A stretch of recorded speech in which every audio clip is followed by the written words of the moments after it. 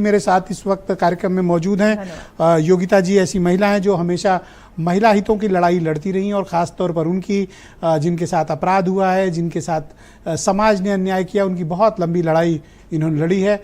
योगिता जी, बहुत स्वागत और बहुत धन्यवाद हमें समय देने के लिए। आपने तो बहुतों की लड़ाई लड़ी है, लेकिन ऐसा प्रतीत हो रहा है कि अब पुरुषों की लड़ाई भी आपको शायद लड़नी पड़ सकती है, क्योंकि आजकल मैं देख रहा हूँ 15-20 शिकायतें पिछले दिनों आई जो लोग ये कहते घूम रहे हैं कि नीले ड्रम की धमकी दी गई है।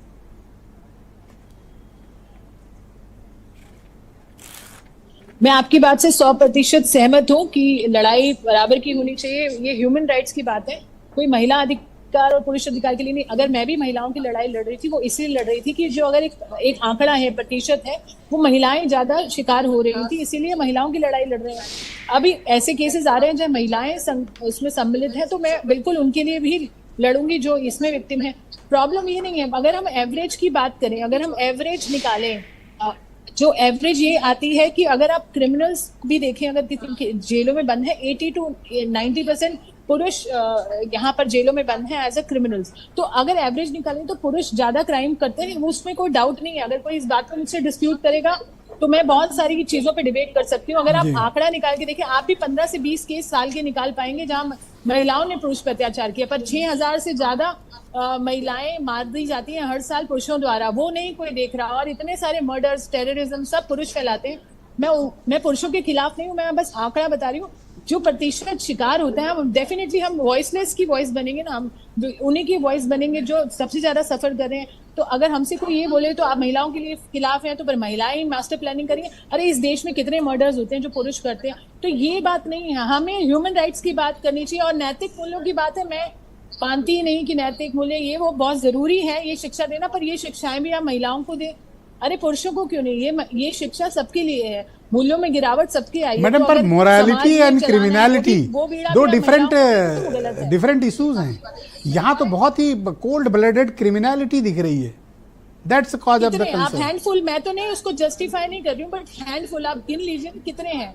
आप उसको आप एवरेज लेके चलिए कि अगर महिलाएं कर रही हैं कोल्ड ब्लडेड मर्डर, तो पुरुष कितने ज्यादा कर रहे हैं। तो ये सिर्फ महिलाओं का एक टॉपिक बना के इसकी डिबेट करना, ये मुझे लगता है ये गलत है कि महिलाओं को, अरे क्रिमिनल तो क्रिमिनल है, चाहे महिला और पुरुष, पर एवरेज मैटर करती है।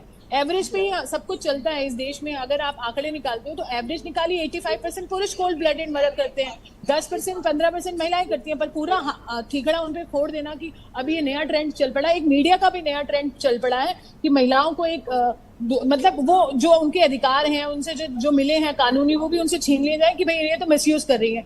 मैं कहती हूँ कौन सा कानून मिसयूज नहीं होता, सब मिसयूज करते हैं। बट कुछ एक महिला, आप देखें, इसको सिर्फ पुरुष ही नहीं, प्लॉटिंग करी, ह्यूमन बीइंग्स, इंटरनेट पे तो बाकायदा विस्फोट है इसका, और इंटरनेट तो बहुत ज्यादा चर्चा कर रहा है। नहीं है कि महिला क्राइम कर रही है तो एक बहुत बड़ी बात हो जाती है कि महिला क्राइम कर रही है। बट जब पुरुष क्राइम करता है वो नॉर्मलाइज हो गया है कि हाँ पुरुष तो क्राइम कर सकता है, इट्स हिज उसका हक है वो। बट महिलाएं अगर करते हैं तो वो बहुत बड़ी न्यूज बन जाती है, ड्रम पे ऊपर डिबेट हो जाती है, ड्रम्स के ऊपर मजाक उड़ाते हैं। मतलब आप ये कहना चाहती हैं कि ये डिबेटेबल सब्जेक्ट नहीं है, ये केस टू केस हमें देखना चाहिए? नहीं है, बिल्कुल भी नहीं है। ऑलराइट, ये वर्दी ऑफ डिस्कशन ही नहीं है, ये वर्दी ऑफ डिस्कशन ही नहीं था, डिबेट ही नहीं होनी चाहिए। अगर कोई पैटर्न सोसाइटी में उभर रहा है तो हमें बात करने में कोई कठिनाई है? ये फ्यूटाइल है, नहीं है, पर इसमें कोई टॉपिक ही नहीं बनता था बात करने का।